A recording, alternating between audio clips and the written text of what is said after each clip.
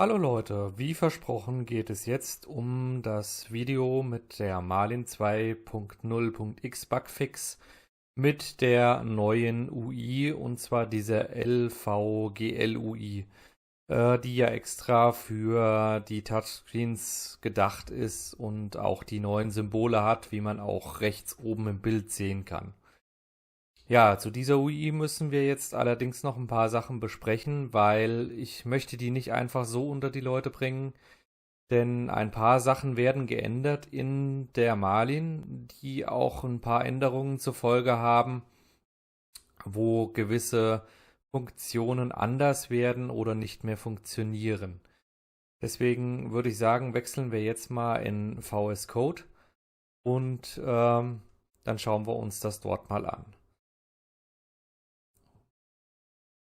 Hier in VS Code angekommen, ähm, sieht es jetzt so aus, dass das ja die ganz normale Marlin ist. Ich habe jetzt hier die erste Änderung vorgenommen. Das ist für UI Theme Changer. Das wäre dann die Classic UI. Das ist die ganz typische Marlin Classic, wo man auch dann selbst auf dem Touchscreen nur vier Buttons hat zum Drücken. Dann die Color UI, die ich ja im letzten Video schon vorgestellt habe und die auch recht viele nutzen, wie ich per Mail und per YouTube jetzt so mitbekommen habe.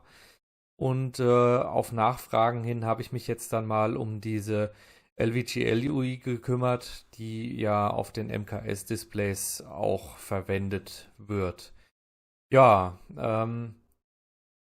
ich musste das Ganze hier nach oben packen, weil sonst hätte ich gewisse Sachen nicht einfach so auskommentieren können. Deswegen muss das jetzt am Anfang stehen. Es steht aber auch unten in der Display-Passage für den Tronxy ein bisschen tiefer, wie im letzten Video von der Marlin gezeigt, auch nochmal, ist dort aber komplett auskommentiert. Deswegen dort bitte nichts ändern, sonst bekommt ihr Probleme.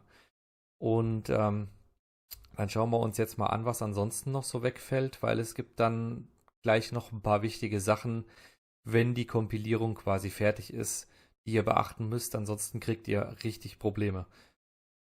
Ja, jetzt gucken wir mal hier rein. Da ist jetzt noch nichts. Das sind noch die Sachen von der alten Marlin. Das ist auch noch von der alten Marlin. Hier geht es dann los. Also wenn diese LVGL quasi eingeschaltet wird, dann funktioniert das Runout-Script M600 nicht mehr.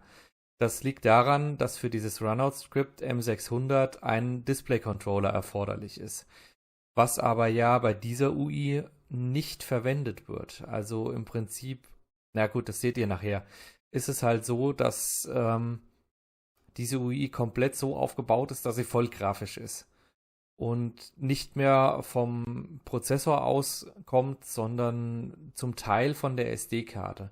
Aber ich will jetzt nicht zu viel vorgreifen, weil sonst kommt ihr nachher mit der Erklärung durcheinander. Naja, auf jeden Fall wird das dann halt zu diesem M25 Runout-Skript geändert. Das habe ich auch vor längerer Zeit schon mal in irgendeinem Video so mehr oder weniger aufgeschnappt. Daher habe ich es auch hier eingetragen. Und was dann noch geändert wird, ist das LCD-Bed-Leveling. Das wird auch abgeschaltet, wenn diese LVGL-UI aktiviert ist. Das wird dann nämlich von dieser LVGL übernommen, was auch nach den Tests, die ich jetzt auf zwei Druckern halt durchgeführt habe ich jetzt keine Negativmeldung bekommen, wie jetzt jemand in den Kommentaren geschrieben hat, dass dort irgendwelche Levelpunkte vertauscht waren. Davon habe ich jetzt nichts gehört. Das hat also bei meinen zwei Versionen tadellos funktioniert. Der Runout-Sensor bleibt ganz normal, da ändert sich nichts. Das Einzige, wo sich noch etwas ändert, ist in der Advanced H. Da muss ich aber jetzt gerade selber gucken, wo das ist. Ah, hier, genau. Dieses Advanced Pause Feature, das funktioniert auch nur mit dem Display Controller, also LCD Controller besser gesagt. Sonst geht das nicht.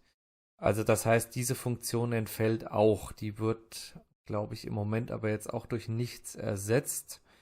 Das habe ich auch jetzt nur so stumpf übernommen, wie ich es rauslesen konnte aus ein paar Threads. im Internet. Deswegen habe ich da jetzt auch nicht weiter geforscht. Da kann gerne auch mal jemand was hinterlassen, wenn er da selber was weiß, durch was das ersetzt werden könnte. Aber da gibt es ja mehrere Parkbefehle für die Nozzle Park und sowas. Das ist ja nicht nur der eine, es gibt da ja mehrere, die man verwenden kann.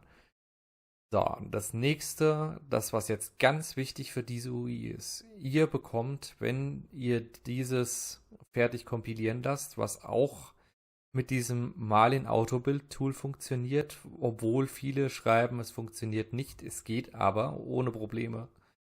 Ähm, Dann braucht ihr hinterher, wenn ihr aus dem Ordner rauskopiert, wo dann die Pio drinne ist, hier, braucht ihr ganz, ganz dringend nicht nur die Update.cbd, sondern auch den Ordner Assets. Der Ordner Assets muss auf die SD-Karte und der muss auch immer auf der SD-Karte bleiben. Löscht ihr diesen Ordner runter, habt ihr nur noch einen Blackscreen. Das heißt, sorry, das heißt, es ist so, dass auf dem richtigen Controller vom Mainboard nur noch die Software läuft. Und diese Software sucht sich aus den Assets die passenden Bildchen raus und auch die passenden Funktionen dazu. Löscht ihr diesen Ordner runter, weiß quasi Marlin nicht mehr, was es machen soll. Ich denke, dass der USB-Support dann immer noch funktioniert, aber ihr sitzt dann vor einem schwarzen Bildschirm. Ich habe schon mal versucht, dieses Problem hier so zu lösen, dass ich den Display-Controller mit aktiviere, denn auch das Display in dem Tronxy-Drucker hat noch einen SD-Karten-Slot. Aber das hat nicht funktioniert, weil ich glaube, dass der Controller nur einen offenen Port hat für diese SD-Kartengeschichte. Also entweder oder, es funktionieren nicht beide zusammen. Ja, und es ist halt definitiv so, dass ihr ohne diese Geschichten halt nicht zu einem Ergebnis kommt, was funktioniert. Ansonsten hat sich jetzt im Grunde genommen nichts geändert. Wenn ich jetzt hier wieder reingehe, ist es halt so, dass wir ganz normal über die Configuration H unsere Drucker auswählen. Wie immer, ich habe jetzt zum Beispiel hier noch einen, den ich halt verschickt habe. Vielen Dank nochmal an der Stelle für das Testen. Und der wird halt einfach auskommentiert oder kommentiert. Das Einzige, was hier oben halt hinzugekommen ist, ist der Display-Support für die verschiedenen UIs. Und mehr hinzugefügt habe ich jetzt auch nicht. Ich habe jetzt auch nicht die anderen Drucker hinzugefügt, weil ich habe gesehen, dass es dann noch ein paar andere Marlin-Versionen gibt, wo deutlich mehr Drucker hinzugefügt wurden. Das habe ich aber jetzt nicht so weit erweitert, weil irgendwann wird ja diese Marlin-Version auch mal als offizielle rauskommen. Und ich denke, dass ich dann mir die Arbeit machen werde und werde diese ganzen Marlin-Versionen für alle Tronxy-Modelle zusammentragen und eine Liste hier rausmachen, wo dann alle Drucker mit auswählbar werden. Aber mal abwarten, wie lange das dauert, bis diese Version hier überhaupt offiziell wird. Ja, das war es im Prinzip auch schon zu dieser Marlin. Den Rest habt ihr ja im anderen Video schon gesehen. Es ist eigentlich kein Hexenwerk, diese jetzt zu kompilieren. Und wenn ihr das beachtet, dass ihr nichts vergesst zu kopieren oder sonstige Sachen. Also wenn mir jemand schreibt, ich habe jetzt Marlin installiert und da ist nur noch ein Blackscreen, tut mir leid, also ich bin im Moment ein bisschen eingespannt auf der Arbeit.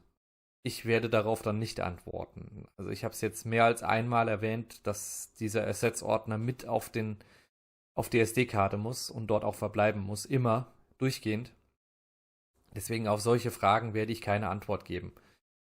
Ähm, Das ist halt, das sollte halt jetzt mittlerweile klar sein in dem Sinne. Ja, dann würde ich sagen, war es das eigentlich auch schon. Bis zum nächsten Video. Abonnieren und Glocke nicht vergessen und noch ein schönes Restwochenende.